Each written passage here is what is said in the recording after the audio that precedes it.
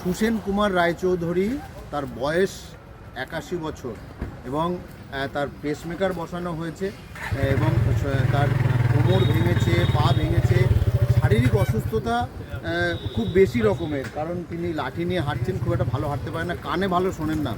তাকেও কিন্তু এই এসআইআরের যে শুনানি, সেই শুনানিতে আসতে হয়েছিল এবং গতকাল যে শুনানি শুরু হয়েছিল, আজকে তার দ্বিতীয় দিন এবং দেখা যাচ্ছে যে আজকেও এই বৃদ্ধ মানুষ, বয়স্ক মানুষ যারা, তাদের এই শুনানিতে আসতে হয়েছে এবং তাদের তার মধ্যে একজন রয়েছেন এই বৃদ্ধ বয়স্ক লোক।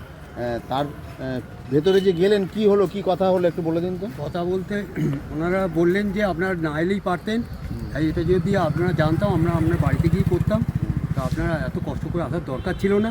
উনি 82 বছর বয়স, আর প্লাস ওনার রিসেন্ট পেসমেকার বসেছে, ওনার আর্থারাইটিস কারণ সমস্ত কোমরে ব্যথা এবং শারীরিক দিয়ে উনি হাঁটতেও ভালো পারেন না, চোখে ভালো দেখেন না, গ্লুকোমা আছে, প্লাস ওনার যেটা আরও মুশকিল হচ্ছে কানে শোনেন না। ওনারা যেটা বলছেন সেই হিসেবে শুনতেও পাচ্ছেন না কি রিপ্লাই দেন, যার জন্য আমি জামাই ওনার প্রতিনিধি হিসেবে এসেছি। তো এমনি ওনারা যথেষ্ট সহযোগিতা এবং সাহায্য করেছেন, আমরাও চেষ্টা করছি।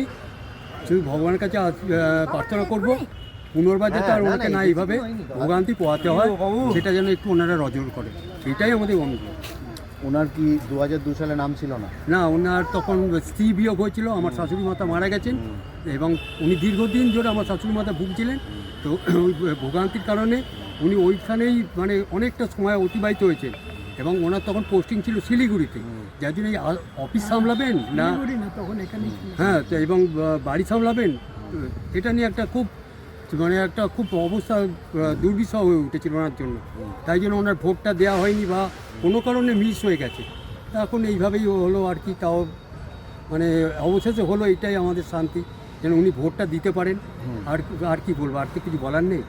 ধন্যবাদ আপনাকে। 1967 সাল থেকে নিজে নির্বাচনের কাজে যুক্ত ছিলেন এবং তার আন্ডারে অনেকেই কাজ করেছেন এবং সেই বয়স্ক মানুষ, তাকে এই এসআইআরের যে হেয়ারিং, সেই হেয়ারিংয়ে আসতে হয়েছে এবং একটাই তার প্রার্থনা, যাতে তিনি ভোটটা দিতে পারেন। হুগলি থেকে বিধান সরকার, জি 24 ঘন্টা।